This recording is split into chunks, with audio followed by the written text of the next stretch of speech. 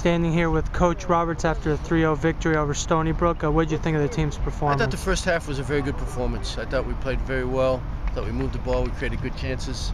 That's the way we want to play. Second half, we got a little bit lazy and we held on to the ball a little bit too much. But overall, it was a good performance. Good way to start off the conference. And then what about Sammy Appiah? Obviously, Sammy's playing special right now. He's a special player. The last 5 or 6 games, he's just been at a different level. And we're hoping that we can get a couple of other our guys at the level that Sammy's at right now. And then obviously conference play is now continuing on.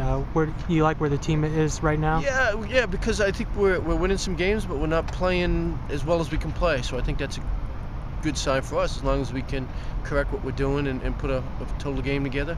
I think we're in a good spot. I think the guys know that we're not there yet, but we're hopefully we'll be there by November. All right, thanks, Coach. Okay.